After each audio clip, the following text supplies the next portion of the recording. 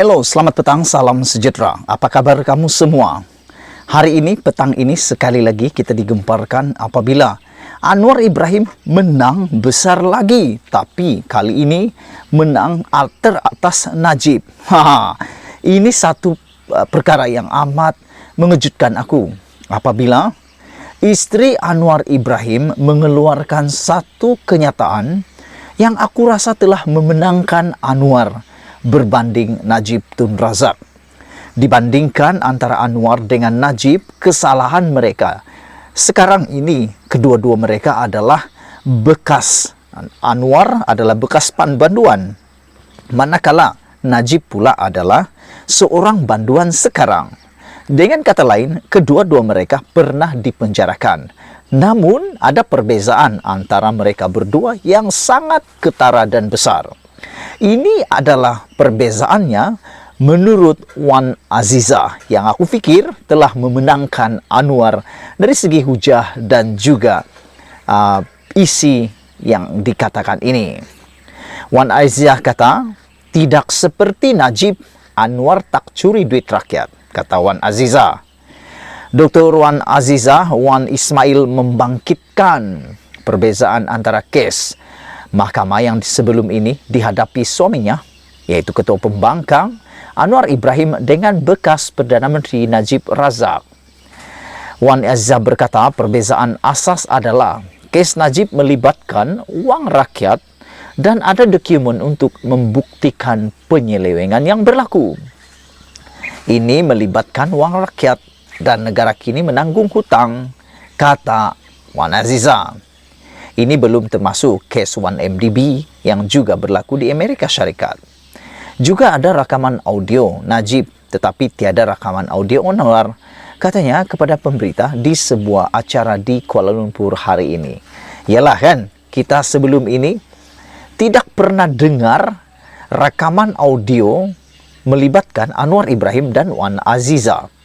Tapi Najib dengan Rosmah Mansur ada rakaman audio.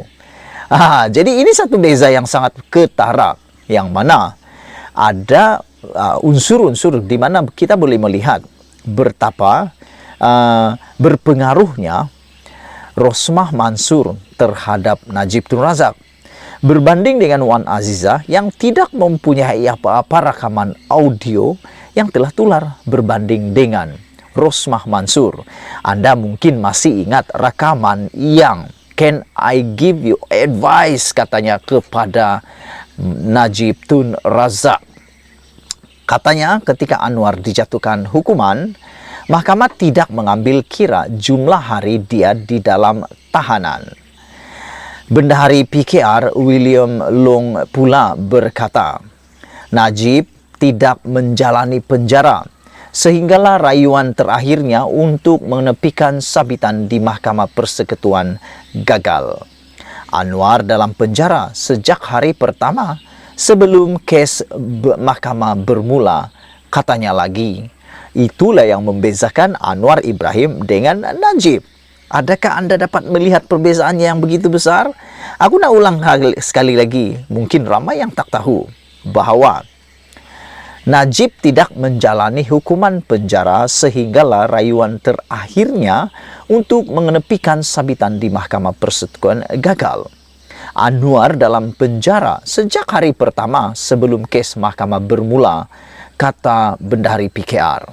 Jadi, apalagi yang dituntut oleh penyokong Najib yang dikatakan telah mengenepikan hak dan hak Najib tidak mendapat keadilan, kononnya tak mendapat keadilan yang penuh. Banding dengan Anwar, siapa yang tak dapat keadilan yang penuh? Cuba jawab dan cuba fikir-fikirkan. Wan Azizah pula sempat mencelah, malah ada pegawai pribadi. Itulah perbezaannya, kata Wan Azizah lagi. Yalah kan, kalau kamu masih ingat, Najib walaupun sudah dijatuhkan hukuman penjara 12 tahun dan denda, beliau masih mempunyai pengiring ke sana sini. Juga ada seperti yang dikatakan oleh Wan Azizah, ada pengawal pribadi. Sehinggalah dia masuk penjara, barulah semua itu tidak lagi diperoleh oleh Najib. 18 hari selepas Dr. Mahathir memecat Anwar daripada jawatan Timbalan Perdana Menteri pada September 1998, Presiden PKR itu ditahan di kediamannya 18 hari. Dia kemudian didakwa dan disabitkan bersalah, namun dia menegaskan pertuduhan liwat terhadapnya direka oleh Mahathir dan sekutunya. Insiden mata lebam. Mengimbas kembali episod itu, Wan Aziza berkata, Ketua Polis Negara pada masa itu, Rahim Noor, telah memukul suaminya selepas ditahan. Bagi mengelakkan Anwar dibawa ke mahkamah dalam keadaan cedera, katanya lagi, pihak berkuasa menahannya di bawah Akta Keselamatan Dalam Negeri ISA yang membolehkan mana-mana individu ditahan tanpa bicara. Selepas direman, Anda perlu dibawa ke mahkamah, tapi sebab matanya lebam, dia tak dibawa ke mahkamah. Jadi mereka tukar kepada ISA, katanya lagi. Anwar dihukum penjara buat kali kedua atas pertuduhan yang sama ketika Najib mentadbir negara. Dia juga mendakwa pertuduhan itu sebagai rekaan. Anwar diberikan pengampunan diraja selepas PH menumbangkan Najib dan BN dalam PRU 2018. Kini penyokong Najib pula menggesa Najib diberi pengampunan yang sama. Bezanya di sini adalah Anwar dah bertahun-tahun dalam penjara, barulah mendapat pengampunan diraja. Najib pula baru sehari, baru semalam, baru 2 malam, sudah syok, sudah tergesa-gesa. Sudah tergesa-gesa penyokong-penyokong Najib serahkan memorandum pengampunan untuk Najib. Aduh, dah tak sabar ke nak Najib keluar daripada penjara tu selepas seleweng RM42 juta? Ditanya berkenan soal itu, Wan Aziza berkata, ia di bawah kuasa yang di Pertuan Agong. Saya tak ingin sentuh perkara itu, tapi dia ada kes lain. Dia telah dihukum penjara 12 tahun dalam kes SRC. Tapi kes lain masih berjalan, katanya lagi. Dalam pada itu, Wan Aziza menggesa orang ramai agar tidak berputus asa terhadap perubahan. Selepas kerajaan PH tumbang, hanya selepas 22 bulan mentadbir negara. Kita tak mahu orang kata kita tukar pada 2018. Kita sudah penat. Apa saja yang kita buat, tidak akan ada perubahan kerana khianat. Tetapi inilah sebabnya kita perlukan perubahan. Kita perlu bangkit lebih kuat dan tukar mereka yang khianati kita. Jangan rasa putus asa. Ini negara kita, katanya lagi.